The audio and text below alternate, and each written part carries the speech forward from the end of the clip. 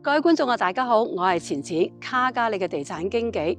上一集咧，我哋介紹完西北幾個人氣新區，今集咧繼續帶大家探索卡加里新發展區144 Avenue。144 Avenue 由北至東分別有 Glacier Ridge、Esker Park、Ambleton、Ample Ridge、Starling Park、Carrington 同埋 Livingston。社區的名字長到可以玩急口令，不過每一個新區都有自己嘅定位。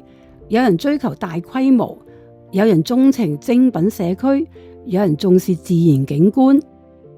嗱，我哋先由最北嘅 Glacier Ridge 開始。Glacier Ridge 最大嘅特點就係夠大。Glacier Ridge 係由 Anaheim 同 Ronmore 共同開發展，相等於超過470個標準足球場。佢係卡加里西北目前規模最大型嘅新社區。Glacier Ridge 咧，第一個賣點咧就係呢個旗艦級嘅會所 The Village， 我哋一齊入去睇下。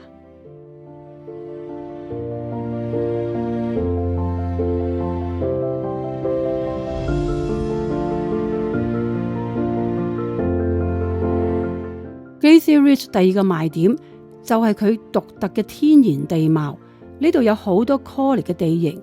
乜嘢係叫 Collie？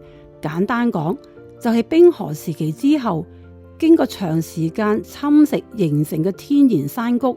社區規劃保留呢啲自然特色，配合超過10幾公里嘅步行徑，呢度亦係睇北極光最好嘅地方。Glacier Ridge 下一站咧就係 Esker Park。有人喜歡大型社區，但有人相信咧 less is more。Esker Park 走精品社區路線，面積大約有125個足球場。佢由 Shane Home 主導發展，所以整個社區設計比較一致，由屋型、街道到公共空間都有較強嘅整體感。另外 Esker Park仲有一個幾特別嘅設計 Glowing Pathway 發光步行徑，利用特殊材料，日間吸收太陽能，晚上散發柔和光線，亦成為社區一個特色打卡位。Esker Park 之後就係 Ambleton 同 Ample Ridge， 都係屬於 Qualico 開發。Ambleton 可以理解為第一期，而 Ample Ridge 就係第二期，兩者位置接近。但 Ample Ridge 定位相對提升，加入更多觀景元素，希望吸引追求生活質素嘅買家。再向東咧，又到 Starling Park， 佢同 Esker Park 規模相近，但設計方向咧又唔同。Starling Park 發展商係 Brookfield Residential， 佢最大特色之一就係社區內嘅 Nautilus Pond 呢種生態雨水系統。唔同一般 Storm Pond， 佢利用自然生態方式改善水質，令池塘景觀更加接近自然環境。144 Avenue 最後一個大型社區就係 Carrington。Carrington 可以話係西北較為成熟嘅新社區之一。